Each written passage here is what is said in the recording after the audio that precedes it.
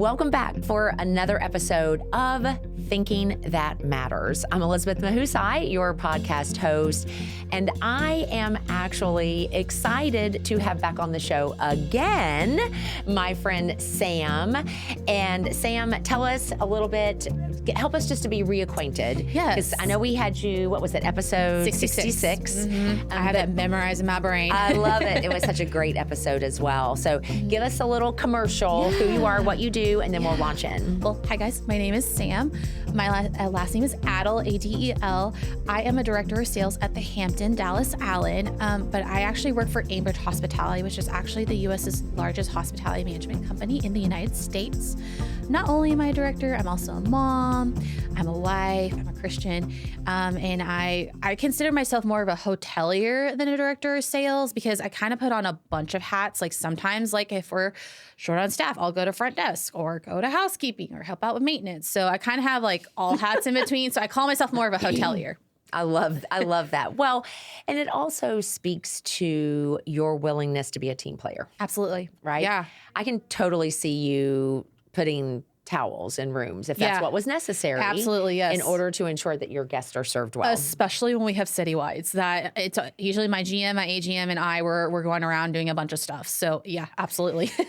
So today, part of the reason why, just so that you all watching and listening know that Samm and I, from the very beginning, after we recorded her first episode, we both agreed we wanted to do another episode because of just the direction that the last interview went. And so today we're really going to focus around the importance and the significance and the challenge of growth. Yes. So I know this is an area that you're passionate about. So take us through what has brought you to this place of just a passion for growth and the importance that it plays in your life, both personally and professionally. Yes. So growth is really big for me. One of my former administrators, when I was a teacher, fun fact, guys, I was a former teacher. She had us during a PD day was like, okay, guys, I want you to spell the word growth. So Growth. What is in the middle of growth? Some of us would say like row your boat. Some of us, if we're thinking money, like Roth. And she says, actually, guys, those are wrong. In the middle is ow, because it hurts. Growth hurts. And it's always in the middle of something, but it doesn't last forever. And I think that quote has stuck with me since then. I use it professionally, personally, as a mom, I use it. Professionally, recently, we have been going through a lot of growth spurts, just in the hospitality industry in general and things like that. And I've really had to like remind myself and my team about growth and that it's going to hurt for a little bit, but once we're on the other side of it, you know, we're going to flourish and thrive. I love that. The growth typically is indicative of change. Yes. Change is indicative of challenge. Yes. Usually. Most people don't like change. No, and I hate change, but again, as growing up, like just growing up and being now an adult, I'm realizing like growth is always going to happen no matter what. Yeah, it's true. So I do like that thought process of the owl, right? In the middle of growth. So let's talk about, for you, what have you needed to do in your thinking? And let's first focus professionally. Yes. Right? Because you said that you've been going through some growth spurts and some changes. What have you needed to do professionally to overcome, whether it's fear of growth or discomfort in growth?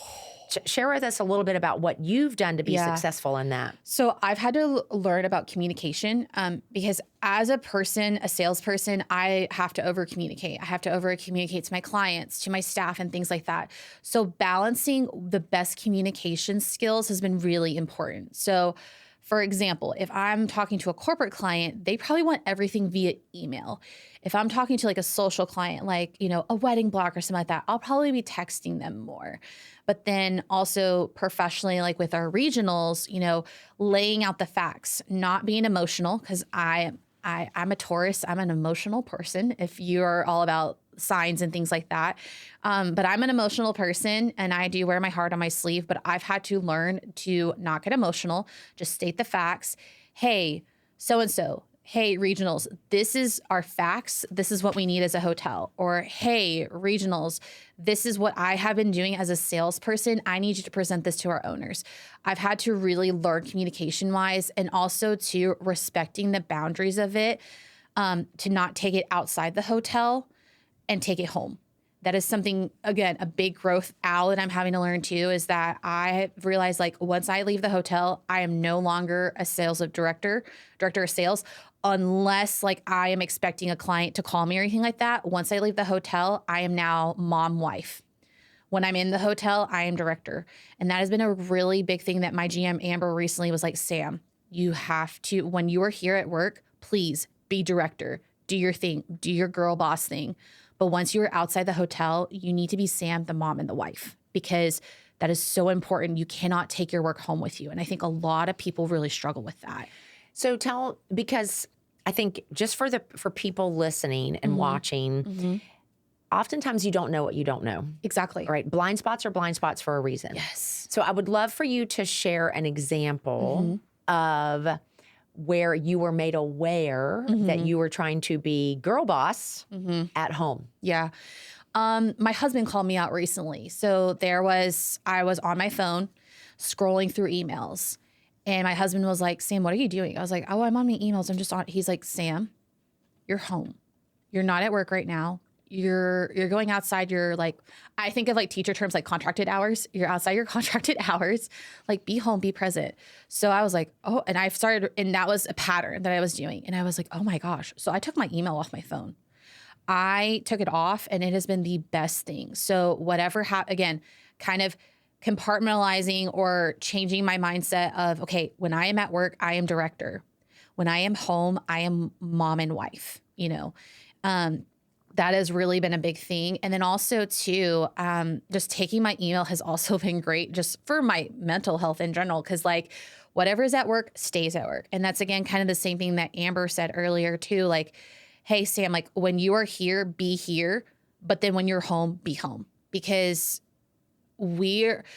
society has made us become workaholics. And I think it is so important, especially with my journey, like the journey that I've been on, that to make sure that I am separating myself away from work. So that way I could be the best me, and not just the best director or best hotelier, but the best me, the best mom, the best wife. I love that. So the example of taking your email off your phone, I would call that an established boundary. Yes. That you have chosen and for your life. Yeah. What other examples? Because see, that's very practical. Someone listening now, before we step off of the boundary of email on your phone, I can imagine that there are people listening going, but you don't understand. I have to have my email on my phone.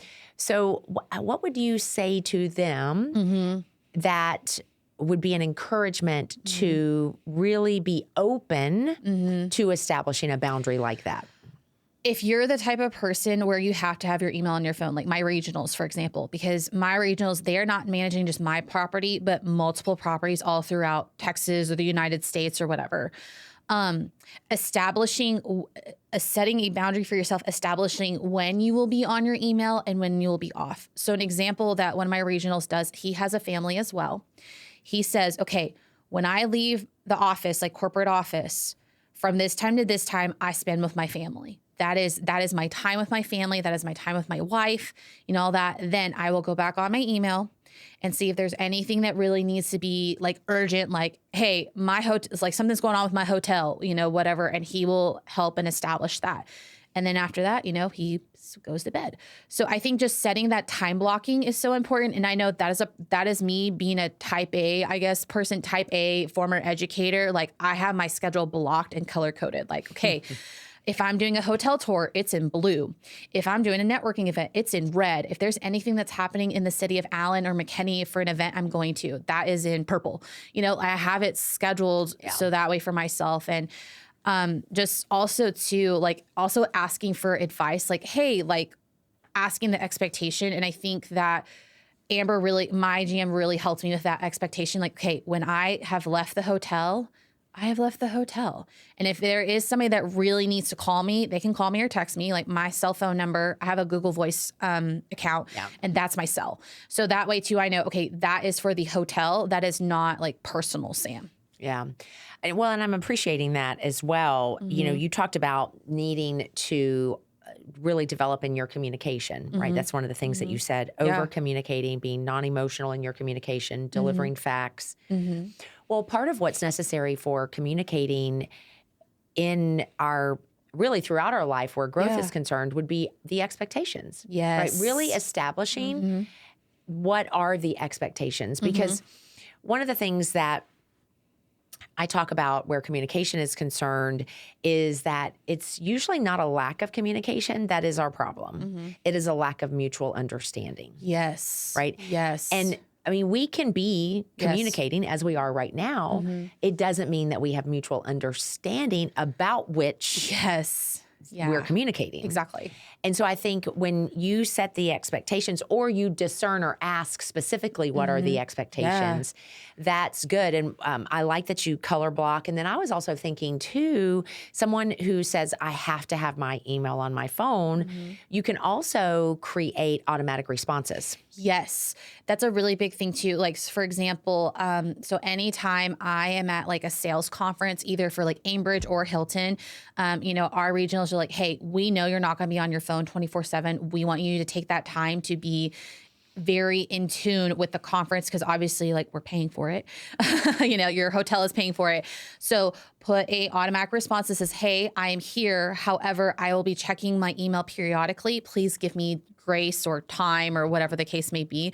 And I think that's so important. And I've seen other people do that too, like outside of hospitality too, which I think is very great, because people have to realize that, again, I think like the saying that I was saying, like society is so like workaholic, like we can't be on all the time. There's an expectation that we are on 24/7. And part of it is we've allowed people to have that expectation. Yes. And we have not taken the time to establish our own boundaries. Yes. And that is important. So I appreciate that. Now, you know, growth. So we've been talking a little bit about growth on the professional side, and you did blend that a little bit on growth on your personal side because your husband called you out and was like, hey, you know, you're home, be home. Yeah. What are some other specific ways in which you have been challenged in your growth from a personal side? Yeah. I think also kind of going back to like communication, just understanding clear communication with like friends or family. That's something really big. I have like my grandma, she is like a phone call person. Okay, I'll be sure to call you because she's not the best at texting or voice memos or anything like that. My cousins, they're more of texters, you know, that type of thing.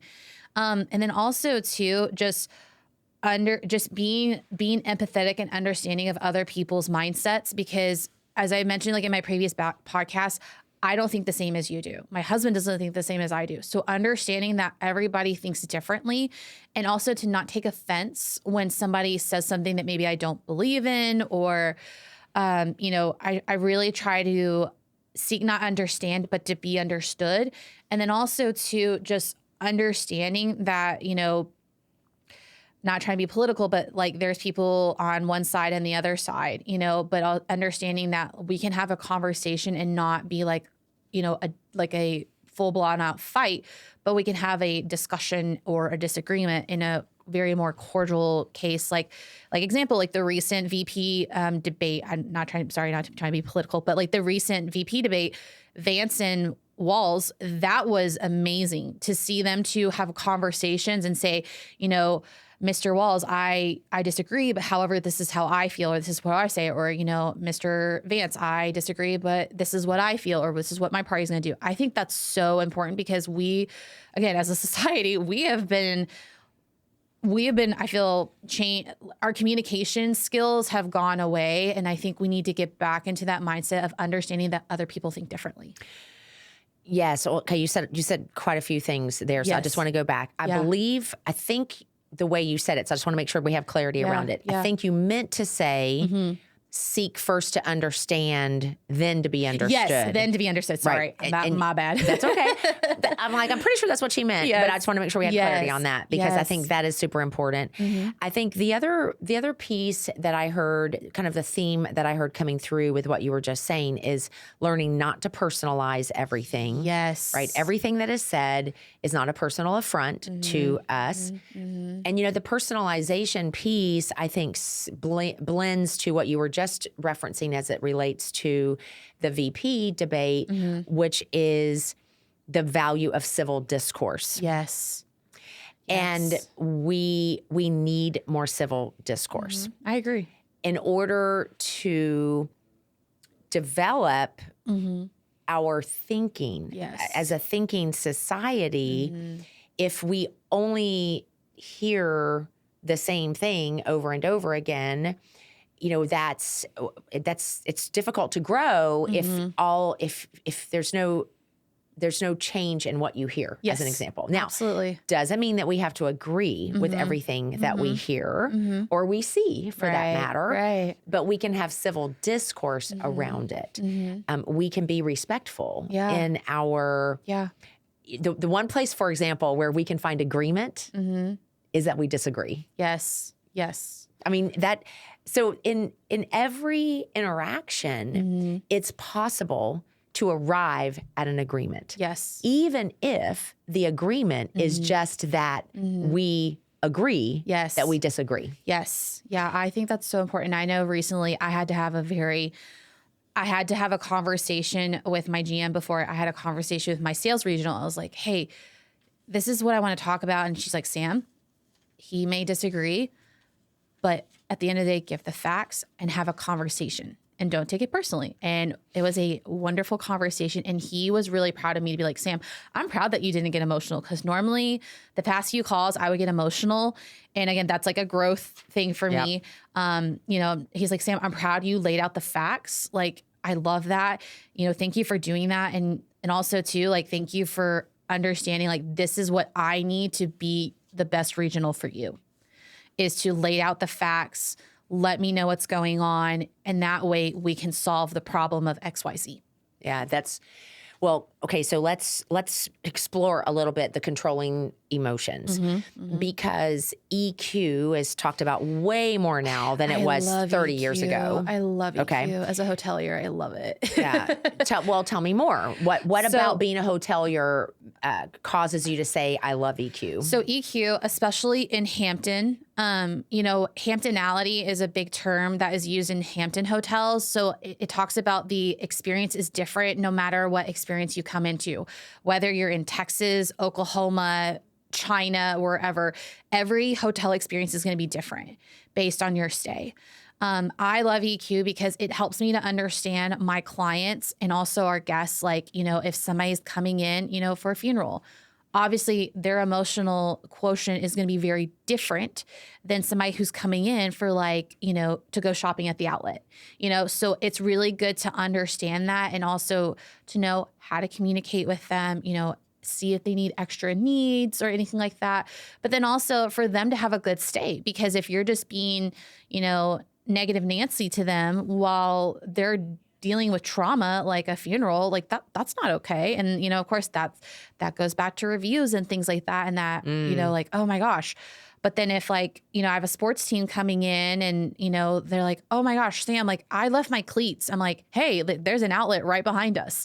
Go to Adidas, Nike, Under Armour, or wherever. Like, it's right in our backyard. So understanding that, and that's something that my GM, AGM, and I are also working with our team, is about that emotional quotient, because sometimes it can bite you in the rear as a hotelier, but also too, for them to understand that too on our level, because we're having to not only service our hotel, but we're servicing our owner as well, and understanding that it's like kind of like an ecosystem.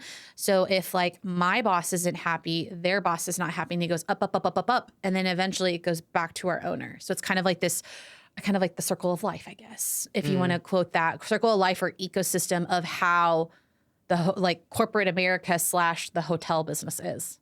Yeah, I think the having strong EQ is is important. And it also goes back to one of the methodologies of having self-awareness Yes. and really being able to control one's emotions, because Yeah. like your regional was saying that proud of you for controlling Yeah. those emotions, Yeah. is one is you have to be aware of the tendency to get emotional. Yes. And two, you have to find ways to then control the emotion. Yes. Give a couple of practical tips on how you've learned to control your emotions.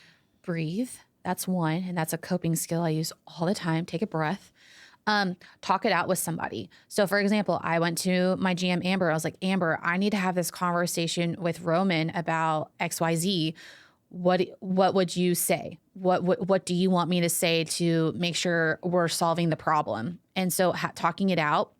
Also, I had an email ready to go for Roman of my notes that I wanted to talk about and all the evidence and things like that. So that way, as soon as I finished that conversation with him, it got sent to him and he was like, can you email this to me? He's like, I was like, Roman, I already have it pulled up ready to go. He's like, that's that former educator in you. I knew you would do that. But just that way it's up and ready to go. And also it kept me in line to know, okay, here is what we're talking about. This is all that we're talking about. Because also being a salesperson, sometimes we get into those little tangents and things like that and, get into all the goody things. But ultimately, Roman, my regional, is like, give me the facts.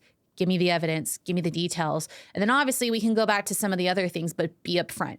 Yeah. Tell me, because that is eventually what our owners and what, our the above people, as I say, like the above people above him want from us as sales leaders. Yeah, I think the breathing is important. You said talk it out. When you said having the email, I count that as preparation, right? Yeah, preparation or mapping. Yeah. Yeah, how you prepared. Yes. Because you're a former educator and I am as well. That's why we had lesson plans. Yes, so that we knew the direction that we were going to go. Yes, those lesson plans. We had a plan. It helped us to manage our time better. It helped us to manage our message better. Yes. It helped us to manage behavior better. Yes. Because we could map out how we kept it engaging. Yeah. And so I think those are great. I would add that another great way to manage emotions in the moment is a growing field. My guest, Lisa Hammett, talked a little bit about this, which is PQ, positive intelligence. Ooh. So you have IQ, EQ, PQ. Positive intelligence is where you utilize different aspects of ways to control. So it could be as simple as taking and rubbing your thumb and your middle finger together, thinking about the ridges, the temperature of your skin, smoothness versus roughness. It's a way to redirect your brain. Yes. Because the more our emotions well up, the more we allow them to go unchecked, the more we go into fight or flight, the less we are cognitively aware now of what is going to happen afterwards. One of my favorites that I learned during, again, my thousands of hours of therapy I did was the 5, 4, 3, 2, 1 rule. So 5 things you can see, 4 things you can feel, 3 things you can smell, 2 that you can taste, and then 1 that you can touch. So that was a really big one that I did. And then my sister-in-law, who's an educator, recently learned one called rainbow, where you see you look at one item that is every color of the rainbow: red, orange, yellow, blue, green, purple, pink, whatever. And you look at that item and you think about that item, and kind of the same thing with 5, 4, 3, 2, 1. You think about, like this water bottle. Oh, it's red, white, it's white, it's clear, kind of talking about that. Or, my Hampton cup right here. Like, okay, the logo is red, white, and blue. It has really pretty smooth edges, that type of thing, to kind of help you to calm your brain down and kind of either soothing as a therapy term, or just calming your brain down and kind of getting you back centered. Yeah, back to a centered. It's interesting. We're hearing a lot more about regaining center. Yes. Not that it's a new concept, right? It's been around for a really long time. But people are talking about grounding, taking their shoes off, putting their feet in the grass, because again, it is a way to shift. Our minds and where our focus is in that moment. So I love that. I love the 5, 4, 3, 2, 1. I think that's because I always look for how we can get practical, some practical things that help our listeners where that's concerned. So I do love that. Now, when we were preparing for the episode, you were talking about how, because growth is challenging, there's the ow of growth. Yes. That it often brings you back to some of the cognitive behavioral therapy that you went through. Yes. While we do not have time to fully delve into that would probably be an episode all on its own. Yes. But tell me more about that. Tell our listeners more about that so that we can understand how you see the connection between that helping you in this season of growth that you're in. So one of the things I talked about in the previous episode, and it's literally my favorite example that I give to new moms or whomever all the time, is catastrophizing. So meaning that you are always doing worst case scenarios. Like the example that I gave in the last one in this episode, and I'll do it again in this episode, is I had a fear, an irrational fear that a snake would come in and eat my child in their crib.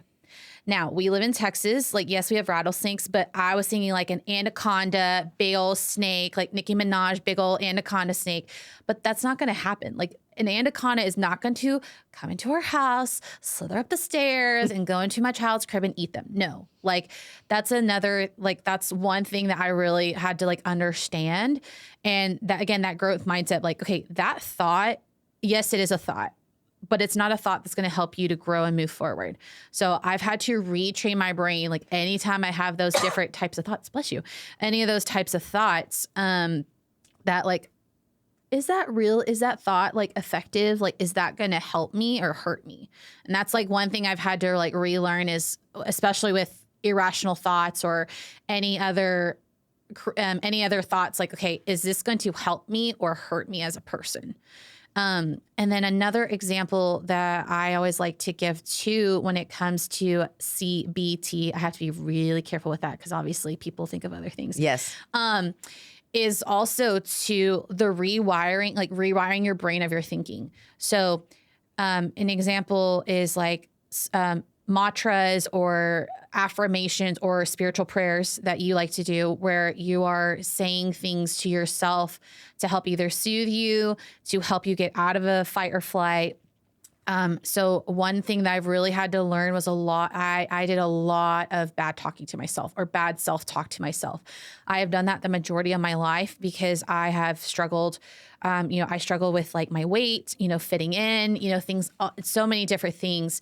But I've had to relearn that, like, those, again, is that thought of me saying like, I'm fat, is that going to help me or hurt me? That's going to hurt me. So by thought, put that thought away. Like, I don't need that thought. And then also too, just helping me so that way I can have a better mindset of myself, because, if I don't have that mindset, it's going to show on the outside and it's going to affect me personally, professionally, emotionally, spiritually. And I had to learn that and I learned that, again, that was a big growth. That was a big ow. That was a huge ow for myself to be like, gosh, that hurts. Like, okay, like I used to have the thought of I am fat, but now I'm like, no, like I am wonderfully made. Like, I'm a decently healthy person, like I'm working on myself. I'm eating healthier, I'm drinking more water, less sodas, less Monsters and Red Bulls and candy and all that. Like, I'm putting good things into my body so that way I could feel good as a person. Yeah, it's so important to understand that our thinking really does matter. It really does. There's a reason why it's the title of my podcast, right? Exactly. Because it does really matter. Yeah. And something that you just said that I want to make sure that we pull out is that what you say to yourself determines where you're focusing your thinking. Yes. And when you're saying things to yourself that are not helpful, right, they are harmful. Yes. They tear you down, then they're establishing a line of thinking that is not helping you to embrace growth. Right. So it's so important to really recognize that that our thinking truly, truly does matter, and that we do need to make sure that we are speaking life over ourselves rather than death over ourselves. And I mean that in that sense, because life in that we gain freedom, we gain clarity, death in that we feel trapped or enslaved to a line of thinking, and our world feels dark and ominous, and anacondas slithering up the stairs to get eating it right. my child, like So so it is super important that we are aware of what we think. So our whole theme today has been around growth, with the middle of which is the ow, that growth and change, there is pain associated with it. So to wrap us up, I would love for you to share, let's focus on that, that we need growth. Ideally, we want to welcome growth. We want to be aware that there's going to be pain associated with growth. So why do you believe it's important to cultivate thinking that matters around growth? Because if you do not change your thinking, you're not going to grow as a person. Just kind of like, there's the biblical term. You have a mustard seed in the ground. You grow it, you water it, you take care of it, and it grows those roots, and then it grows and grows and grows and grows and grows. And then eventually, it's beautiful, But if you are putting that mustard seed in the ground and stomping on it and, and vandalizing it, or whatever you want to, worst case scenarios, it's not going to grow. And as people, we have to learn that growth is inevitable, and that we also have to understand that growth helps you to have that thinking that matters, because if you're not willing to grow, you're not going to learn, you're not going to understand. And also too, like, you're not going to be a very good human being. And that's just, it's not good, and professionally or personally. I love that. I think about, I can't remember who the quote is attributed to, but it's basically, once you stop growing, you start dying. I think that was C.S. Lewis that said that. And I'll have to look it up. Yeah, I'll have to look it up too. but I think it's really speaks to what you were saying, right? That once we stop growing, we start dying. And the goal is that we embrace growth, that we embrace the ow. We embrace the hard of change, because on the other side of growth is being a better human, being a better contributor to society, being a better mom, a better wife, a better hotelier, a better professionally, whatever it is that the person listening or watching is. I absolutely love that. Well, thank you so much, Samm. It was my pleasure. Yes. I loved coming back on here. It was so much fun. Awesome. And we will, I'm sure in 2025, I will get you back on, because there are so many other things that we can have conversation around. But I appreciate you taking the time to be with us. And for our viewing and listening audience, thank you for listening in to another episode of Thinking That Matters, because when you cultivate thinking that matters, you can live a life that matters.